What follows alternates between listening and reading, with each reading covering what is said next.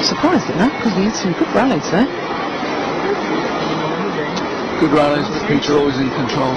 Yeah. He's keeping the initiative. He's doing what he moves quite well, hits quite nicely. It's that precision. But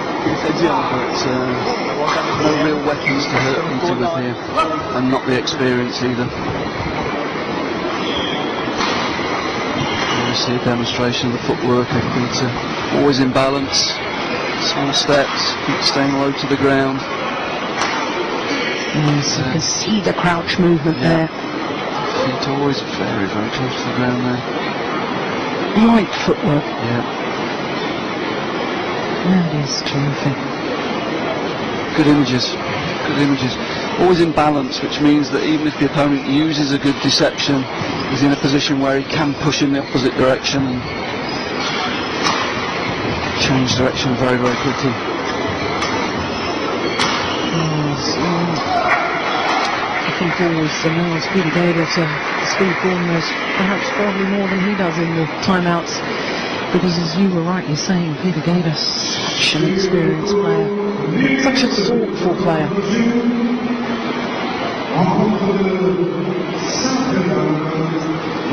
Court 1, 20 seconds. Court 1, 20 seconds.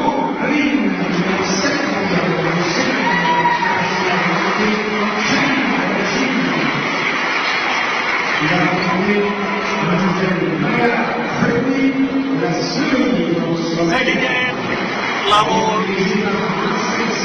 play. So the number 2 seed to get this second game underway.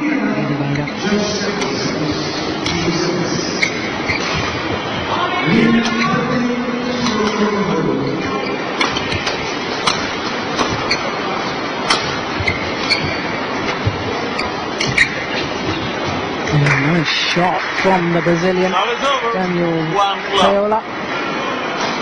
And good skill.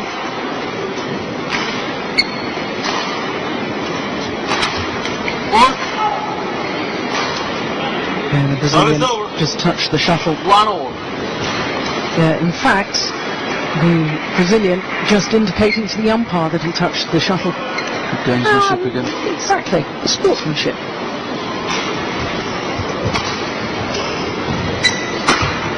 We were talking a lot yesterday even about how some of these players from countries such as Brazil, the players don't get to travel the world circuit, don't play the Super Series events, and the opportunity to play a match like this against probably some of their own sporting heroes is such a wonderful occasion for them. They will remember these matches for the rest of their lives. May not be in with a shout of winning, but they'll learn a lot from it. Yeah, and with the new ranking system, with the world ranking system, the player of this level will never have the opportunity to get into the same tournaments except a world championship, a championship event as Peter Gade. This is the one and only opportunity during the year he'll have to play player of this level, and he's really enjoying it. He's really, really enjoying it, and it's good to see. Very good to see. And hopefully it will inspire him to go back and work that little bit harder. Hopefully he'll learn something, go back and try and apply it, and it can only be a good thing for the development of South American badminton. There's some hopes as well that if he's not going to be playing come the Olympics in Rio de Janeiro, that he might still be involved in badminton and be able to pass on the experiences that he's learned here in Paris onto some of the younger players. South America is an area that's becoming more and more enthused by badminton, should I say. What was very nice in the Thomas Cup finals this year, traditionally the American representative's been it's been a battle between USA and Canada, but this year in the Thomas Cup, Peru broke that stranglehold of the two bigger nations, and they won that qualifying zone to qualify for the first time for the Thomas Cup finals, and that's a really positive step for South American badminton. Hopefully it will encourage more of the South American nations to speed up their development. And again, the Olympic Games going to Brazil will hopefully be another catalyst to aid badminton development in that region. The body smash. Good effect.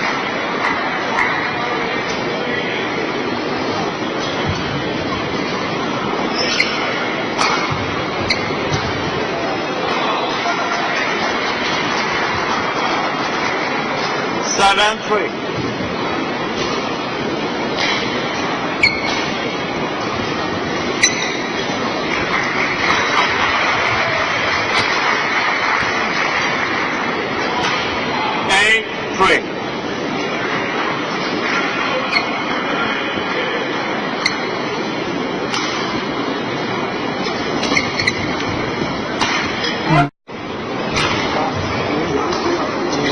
Só vai atacar ele, vai uma potência alta na rede, mais alta aqui para a rede. Essa está pegando na mão, está fechando, jogou bem, está jogando bem. Player coaching, coaching. Tá? Vamos lá, vai.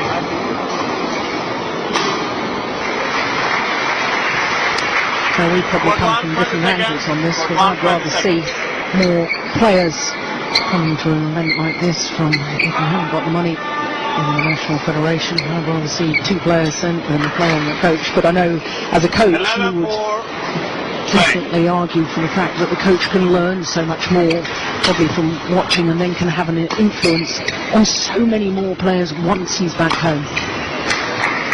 Yeah, there's that side as well. The coach, giving a coach the experience to come to these championships is a real benefit to the smaller, the less well-developed nations, shall we say. But the other thing is that you can send 2 players and they can play matches and they won't necessarily understand what's happened. They actually need it translating for them what's actually happened so that they actually learn the lessons. And I always like to see coaches with players, I have to say. I think it magnifies the benefit for the player having a coach here who can help them and explain exactly where the differences are and what the areas are to develop. So yeah, as a coach you could not say otherwise, really, could you? Well, no, I take the point. I'd like both players and coaches to be here, but absolutely. I think BWF are taking some steps as well with the coach education programme, trying to widen the net a little bit, trying to encourage more nations to go through coach education system. And that's a good thing. There is a coaching conference this week here. The smaller nations have been encouraged to send coaches to and receive some funding for. So coaching is an area that is key to development of world badminton. Absolutely, and as we were discussing earlier today, if you get past a certain age with players and haven't corrected it, yesterday we were discussing it. I'm getting a little bit confused in my old age. But the point is that we were talking about the fact that once a player is ingrained in them that they're doing something wrong, to then change that is desperately difficult for the player. And following up on that point, it's really interesting because the theme of the World Coaches Conference this week is the coaching with young players. Really? Yes. So the whole 3 days of the conference is based around best practice for coaching young players and developing players from beginner level. In previous years it's been about high level coaching, indeed. But this year I think it's a good step from the BWF to dedicate the conference to the coaching of younger players, beginner and beginner type players. So 11-point advantage now for Gade. At 12, really running away with this second game.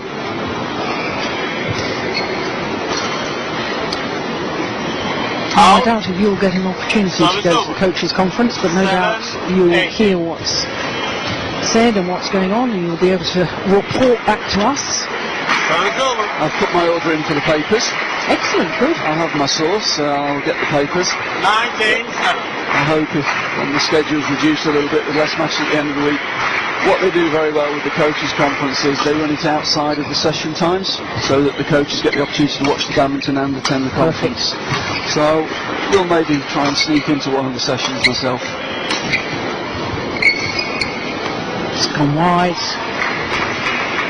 And that error from Daniel Paiola. And that's to the Gade. It's 13 match points.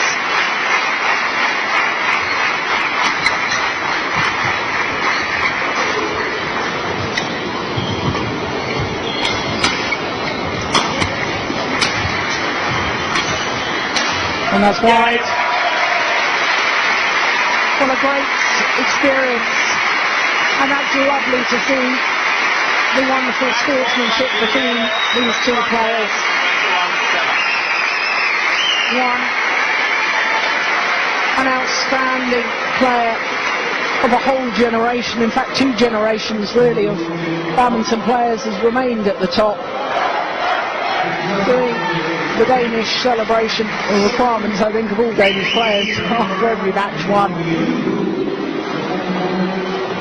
Difficult to gauge in a way exactly what his form was from that match, but I have to say lovely to see Daniel Paiola of Brazil putting up such a good fight, giving his all, and still playing with such good sportsmanship. So their confirmation of the score, 21-10, 21-7.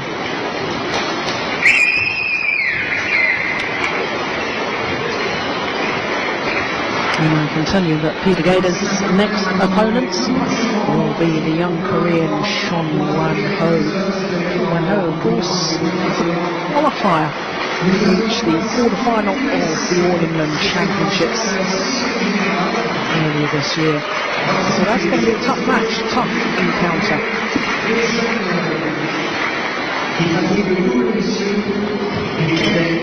Well, as we watch some of the highlights of that